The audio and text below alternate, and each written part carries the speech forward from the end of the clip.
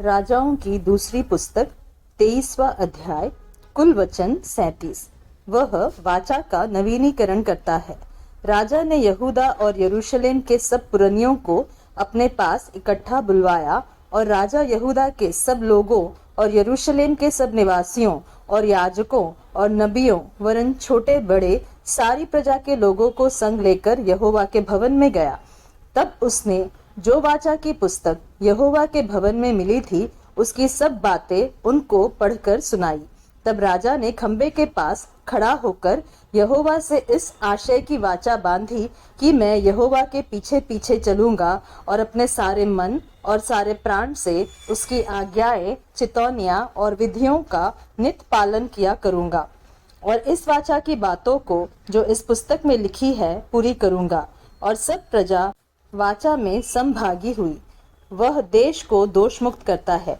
तब राजा ने हिल्किया महायाजक और उसके नीचे के याजकों और द्वारपालों को आज्ञा दी कि जितने पात्र बाल और आशेरा और आकाश के सब गण के लिए बने हैं उन सबों को यहोवा के मंदिर में से निकाल ले आओ।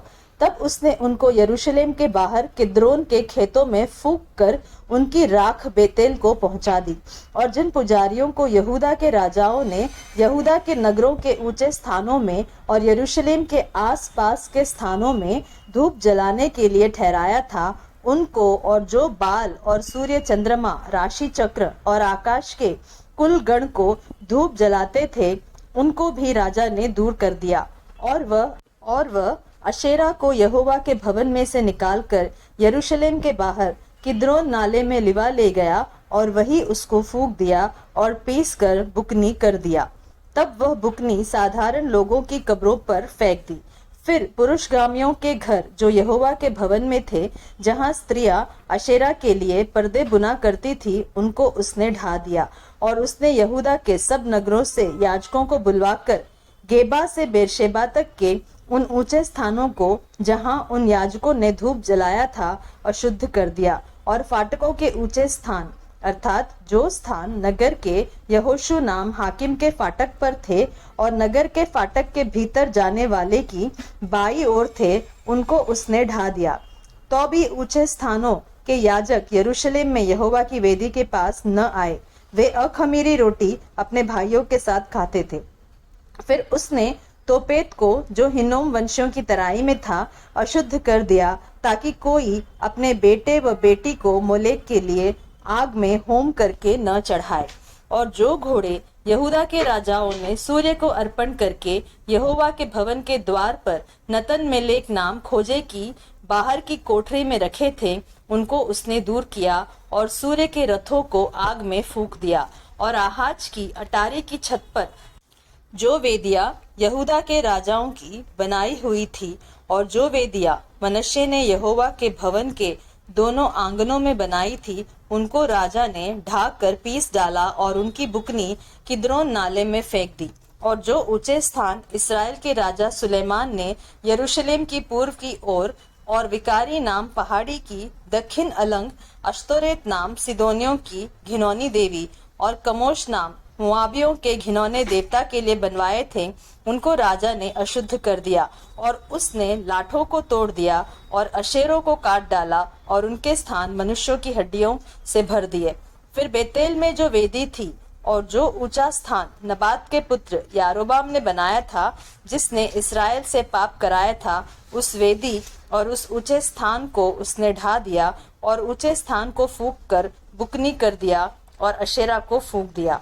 और योशिया ने फिर कर वहां के पहाड़ की कब्रों को देखा और लोगों को भेजकर उन कब्रों से हड्डियां निकलवा दी और वेदी पर जलवा कर उसको अशुद्ध किया।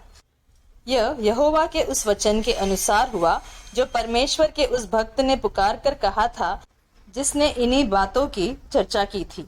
तब उसने पूछा, जो खंबा मुझे दिखाई पड़ता है वो क्या है? तब नगर के लोगों ने उससे कहा, वो परमेश्वर के उस भक्त जन की कब्र है जिसने यहूदा से आकर इसी काम की चर्चा पुकार कर की जो तूने बेतेल की वेदी से किया है। तब उसने कहा, उसको छोड़ दो, उसकी हड्डियों को कोई न हटाए। तब उन्होंने उसकी हड्डियां उस नबी की हड्डियों के संग जो शोमरोन से आया था रहने दी।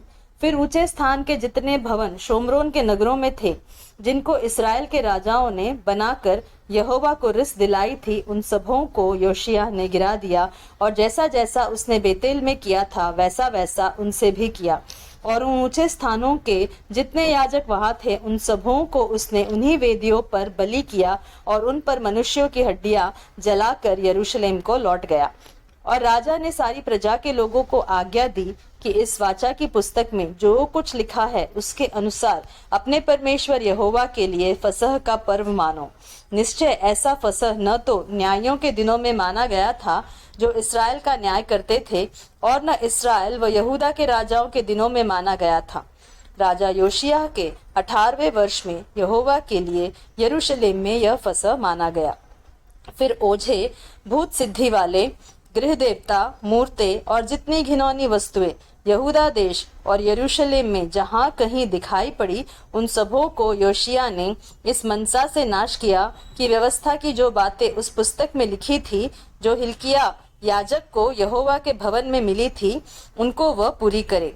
और उसके तुल्य न तो उससे पहले कोई ऐसा राजा हुआ और न उसके बाद ऐसा कोई राजा उठा जो मूसा की पूरी व्यवस्था के अनुसार अपने पूर्ण मन और पूर्ण प्राण और पूर्ण शक्ति से यहोवा की ओर फिरा हो। तो भी यहोवा का भड़का हुआ बड़ा कोप शांत न हुआ, जो इस कारण से यहूदा पर भड़का था कि मनुष्य ने यहोवा को क्रोध पर क्रोध दिलाया था। और यहोवा ने कहा था, जैसे मैंने इसराइल को अपने सामने से दूर किया, वैसे ही यहूदा को भी दूर करूंगा। और इस यरूशलेम नगर से जिसे मैंने चुना है, और इस भवन से जिसके विषय मैंने कहा कि यह मेरे नाम का निवास होगा, मैं हाथ उठाऊंगा। योशिय्याह के और सब काम जो उसने किए, वह क्या यहूदा के राजाओं के इतिहास की पुस्तक में नहीं लिखे हैं? उसके दिनों में फिरौन नको नाम मिस्र का राजा अशूर के राजा के विरुद्ध परात महानत तक गया, तो योशिय्याह राजा भी उसका सामना करने को गया, और उसने उसको देखते ही मगिद्दो में मार डाला। तब उसके कर्मचारियों ने उसकी लोथ एक रथ पर रख मगिद्दो से ले जाकर यरूशलेम को पहुंचाई और निज कब्र में रख दी। तब साधारण लोगों ने योशिय्याह के पुत्र यहोआहाज को लेकर उसका अभिषेक करके उसके पिता के स्थान पर राजा नियुक्त किया। यहोआहाज का राज्य। जब यहोआहाज राज्य करने लगा, तब वह 23 वर्ष का था और 3 महीने तक यरूशलेम में राज्य करता रहा। और उसकी माता का नाम हमूतल था, जो लिब्नावासी इर्मिया की बेटी थी। उसने ठीक अपने पुरखाओं की नाई वही किया जो यहोवा की दृष्टि में बुरा है। उसको फिरौन नको ने हमात देश के रिबला नगर में बांध रखा, ताकि वह यरूशलेम में राज्य न करने पाए। फिर उसने देश पर 100 किक्कार चांदी और किक्कार भर सोना जुर्माना किया। यहोयाकीम एलियाकीम का राज्य। तब फिरौन नको ने योशिय्याह के पुत्र एलियाकीम को उसके पिता योशिय्याह के स्थान पर राजा नियुक्त किया, और उसका नाम बदल कर यहोयाकीम रखा, और यहोआहाज को ले गया। सो यहोआहाज मिस्र में जाकर वही मर गया। यहोयाकीम ने फिरौन को वह चांदी और सोना तो दिया, परंतु देश पर इसलिए कर लगाया कि फिरौन की आज्ञा के अनुसार उसे दे सके। अर्थात देश के सब लोगों से जितना जिस पर लगान लगा, उतना चांदी और सोना उसे फिरौन नको को देने के लिए ले लिया। जब यहोयाकीम राज्य करने लगा, तब वह 25 वर्ष का था और 11 वर्ष तक यरूशलेम में राज्य करता रहा। और उसकी माता का नाम जबीदा था, जो रूमावासी अदाया की बेटी थी। उसने ठीक अपने पुरखाओं की नाई वह किया जो यहोवा की दृष्टि में बुरा है।